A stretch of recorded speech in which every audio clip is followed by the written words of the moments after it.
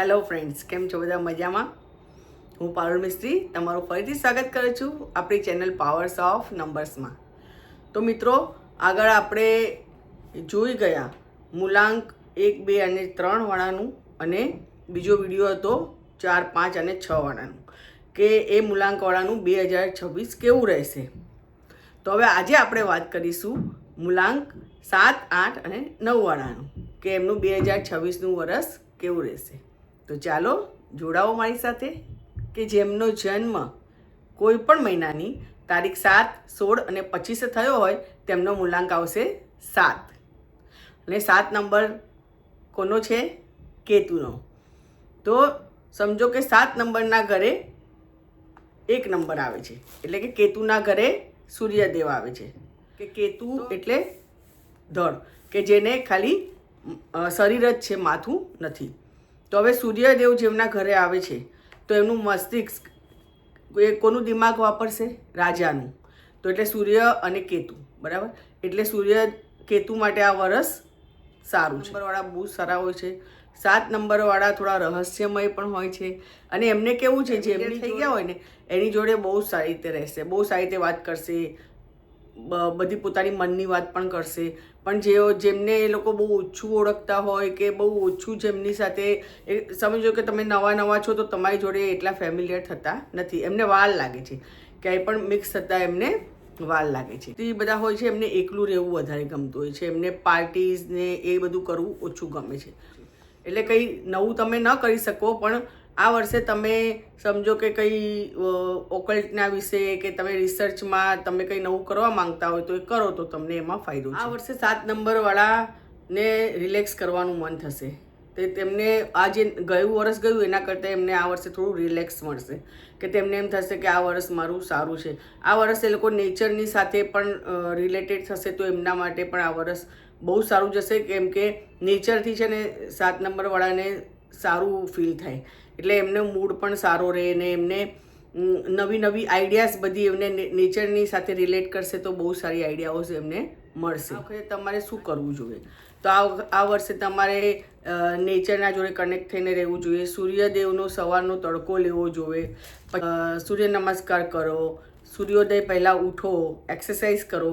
તો નિયમિતતા જાળવો, તો આ બધું સૂર્યદેવને ગમે છે. તો એના લીધે પણ 7 નંબરવાળાને ફાયદો થશે. તમારો જે પણ ગોલ હોય, કે તમારે જે પણ આ વર્ષે પ્રાપ્ત કરવું હોય, એ તમે અગર લખીને કરશો તો તમને બહુ જ ફાયદો થશે. ત્યાંથી પણ તમને સારું એવું ફળ મળશે. હું ન્યુમરોલોજી યરલી રિપોર્ટ લઈને આવી છું, અને એ રિપોર્ટમાં તમને આ વર્ષનું તમારું હેલ્થ, વેલ્થ અને રિલેશનશિપ વિશે તમને જાણવા મળશે. એ રિપોર્ટ્સમાં તમારા lucky number, lucky colours, lucky day, lucky month એ બધું જાણવા મળશે. અને એ બધી જ અને તમારું જે આ યરમાં તમારે શું કરવું જોઈએ અને શું ન કરવું જોઈએ, એ બધાની રેમેડી તમને એમાં મળશે. તો જેમને ઇન્ટરેસ્ટ હોય એમને આ જે નંબર છે એના ઉપર તમે મને કોન્ટેક્ટ કરી શકો છો. અને ફક્ત 199માં હું આ રિપોર્ટ લઈને આવી છું, તો જરૂરથી આનો લાભ ઉઠાવો. હવે આપણે વાત કરીશું નંબર 8 વિશે, કે જેમનો જન્મ કોઈ પણ મહિનાની તારીખ 8, તારીખ 17 અને તારીખ 26 થયો હોય, એમનો નંબર આવશે 8. અને 8 નંબરવાળાનો તમને ખબર જ હશે કે એનો રૂલિંગ પ્લેનેટ કોણ છે? શનિ. તો શનિદેવ છે એમના ઘરે સૂર્યદેવ આવે છે, કે જે આ 2026નું યુનિવર્સલ યર આવે છે, જેનું ટોટલ થાય છે. શનિદેવને અને સૂર્યદેવને બહુ બનતું નથી. તો એટલે આ વર્ષ 8 નંબરવાળા માટે કેવું હશે? થોડું મિલ્યું હશે. જુઓ, પુત્ર પિતા સાથે કેવી રીતે પણ વર્તે, પણ જે પિતા છે એ જ્યારે પુત્રના ઘરે આવે તો એને કાંઈ ને કાંઈ તો આપે જ છે.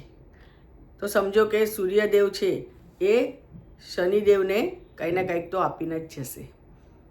તો એમને એમના બ્લેસિંગ આપશે. પછી એમને જે પણ એમનું કામ રૂકેલું હશે એ આ વર્ષે, જે બહુ ટાઈમથી સ્ટક હશે, એ આ વર્ષે થઈ જશે. અને એમને 8 નંબરવાળાને અગર કોઈ પૈસા ઇન્વેસ્ટ કરવા હશે તો એ જમીનમાં ઇન્વેસ્ટ કરી શકશે, કે જે જમીનમાં ઇન્વેસ્ટ કરશે તો એમને ફાયદો થશે. કોઈ વાત કહી જાય તો તમારે લેટ્સ ગો કરવી પડશે, એને તમારે પકડીને રાખવાની નહીં. અને તમે કોઈ પણ કામ આ વખતે હાથમાં લો તો એને ગીવ અપ નહીં કરવાનું. એ કામને અગર તમે કરતા રહેશો તો તમને એમાં ફાયદો જોવા મળશે. એમાં પણ કોઈની તબિયતનો ઇસ્યુ થાય તો તમારે જરૂરથી એને તમે કેર કરજો, એને વધારે મહત્ત્વ આપજો અને ઇગ્નોર નહીં કરતા.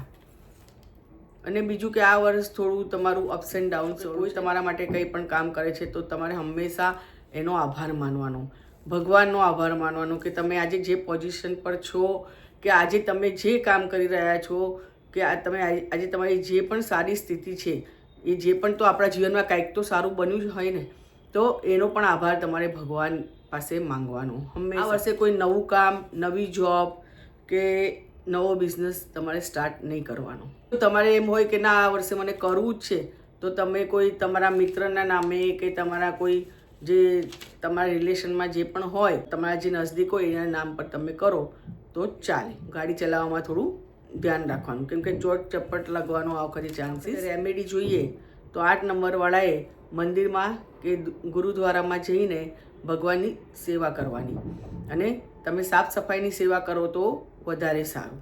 હવે સમજો કે આ વખતે તમારા ઘરમાં પણ તમારે સાફ સફાઈ રાખવાની. પછી તમારે તમારું જે પણ કામ લો, તમે જે કામ હાથમાં લો એના ઉપર વધારે ફોકસ રાખવાનું અને એ કામને પૂરું કરવાનું. અને છેલ્લું કે તમારે તમારા વડીલોને માન આપવાનું.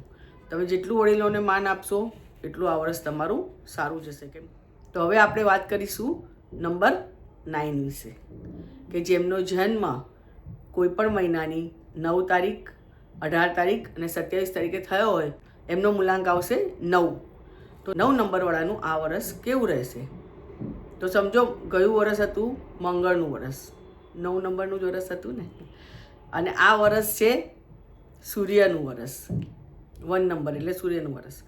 તમે જોશો કે મંગળ એટલે પણ આગ અને સૂર્ય એટલે પણ આગ, પણ એ બંને આગમાં તફાવત છે. જે મંગળની આગ છે એ બધાને બાળે છે, વિનાશ સર્જે છે. જ્યારે સૂર્યની આગ છે, સૂર્યદેવ જે આપણને પ્રકાશ આપે છે, બધાને જીવન પ્રાપ્ત થાય છે અને એનાથી અનાજ ઉગે છે કે જેનાથી આપણું પોષણ પણ થાય છે. એટલે મંગળની આગમાં અને સૂર્યની આગમાં બહુ ફરક છે. એક છે જે પ્રોટેક્ટિવ છે, સૂર્ય છે એ રાજા છે અને મંગળ છે એ સેનાપતિ છે. તો સમજો કે સેનાપતિને પૂછ્યા વગર તો રાજા કાંઈ કામ ના કરે, અને સેનાપતિને રાજા વગર ના ચાલે ને રાજાને સેનાપતિ વગર ના ચાલે. એટલા માટે એ બંનેને એકબીજાનું ધ્યાન રાખવું પડે. એટલા માટે આ વર્ષ 9 નંબરવાળા માટે સારું છે. તેઓ કંઈ જમીનમાં ઇન્વેસ્ટ કરવા માગશે કે નવું ઘર લેવા માંગતા હશે તો એમના માટે આ વર્ષ સારું છે. 9 નંબરવાળાને દાન કરવું પણ વધારે ગમે છે. તો આ વર્ષે સૂર્યનું જે વર્ષ છે, તો સૂર્યદેવ છે રાજા છે, એ પણ એવા જ હોય છે કે એ લોકોને પણ જે રાજા હોય એને પણ પ્રજાનું ધ્યાન રાખવાનું હોય, લોકોને પ્રોટેક્શન આપવાનું કામ બધું સૂર્યદેવ રાજા કરતા હોય છે. તો આમ પણ દાનમાં ને બધામાં વધારે માનતા હોય, સેવા કરવામાં માનતા હોય.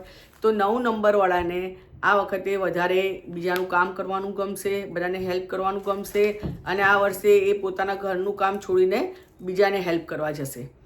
તો 9 નંબરવાળાને હું એટલું જ કહીશ કે બીજાનું ભલે તમે કરો પણ પોતાના ઘરનું પણ તમે ધ્યાન રાખજો, નહીં તો તમારા ઘરમાં પ્રોબ્લેમ થશે. આ વર્ષે તમને 9 નંબરવાળાને વર્ષે કામ પણ બહુ મળશે, પૈસા પણ બહુ આવશે, અને 9 નંબરવાળાને આ વખતે ટ્રાવેલ પણ વધારે થશે કે કામ માટે તમારે ટ્રાવેલ કરવું પડશે.